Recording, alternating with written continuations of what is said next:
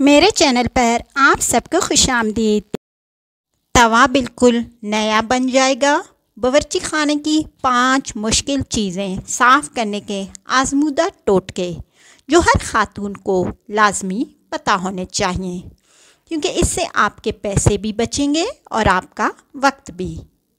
Kitchen में चंद चीज़ें ऐसी होती हैं जिनका इस्तेमाल तो बहुत होता है, लेकिन इनको साफ़ करना काफ़ी मुश्किल होता है। इसी वजह से खाना इन पर जम कर गंदगी की सूरत इख्तियार कर लेता है।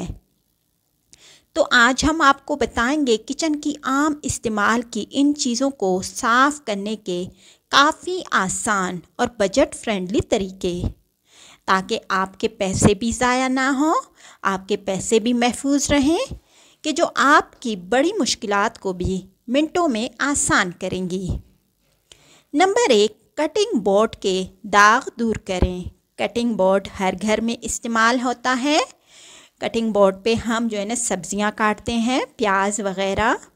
कटिंग बोर्ड को कितना भी साफ़ कर लो, लेकिन कुछ दाग इस पर जमकर रह जाते हैं तो बदनुमा महसूस होते हैं। कटिंग बोर्ड को बेदाग बनाने के लिए एक लीमू का रस या लीमू के तेल के 10 कतरे आधे कप पानी में मिला लें और बर्तन धोने वाला स्पंज इस मिक्सचर में डुबोकर जानवी वाले साइड से बोर्ड को साफ़ करें, मतलब कि कोनों से, और फिर धो लें। ये काम दिन में करें ताकि बोर्ड को तेज़ धूप में खुश्क किया जा सके।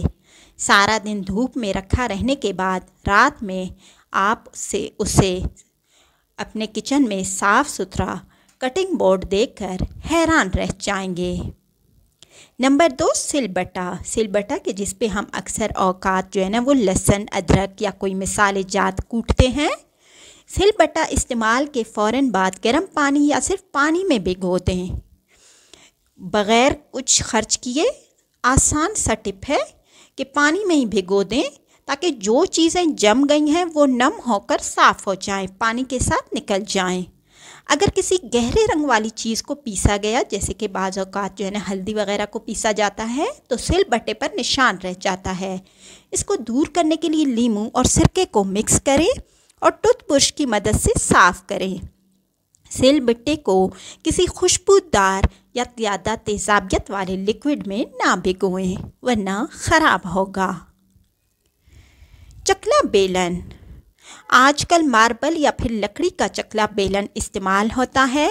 अगर आपके पास लकड़ी का चकला बेलन है तो उसे कभी भी पानी में ना भिगोएं, क्योंकि ये पानी में ख़राब हो जाते हैं, बाज़ औक़ात फूल जाते हैं और इसमें क्रैक पड़ जाते हैं और आपके पैसे मिनटों में ज़ाया हो जाते हैं। मतलब कि इधर आपने पानी में भिगोया, उधर आपके पैसे ज़ाया आपको दोबारा लेना पड़ता है।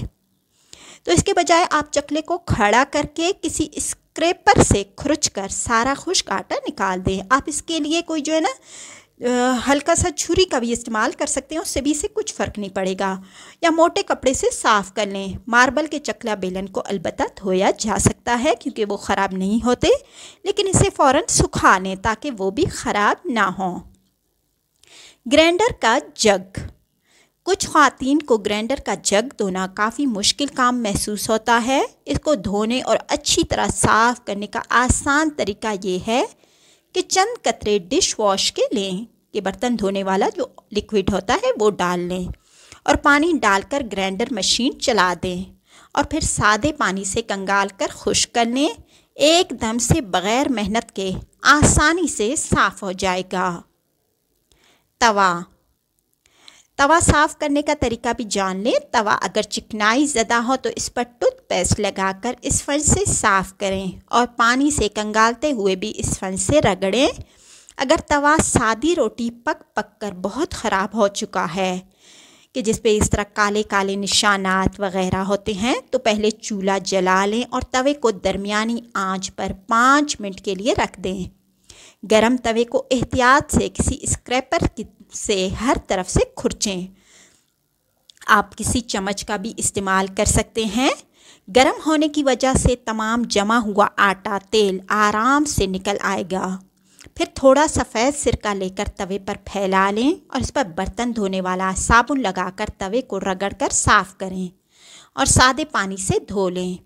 तवा ऐसा साफ़ हो जाएगा जैसे बिल्कुल नया लिया हो और नए तवे की आपको ज़रूरत नहीं हो।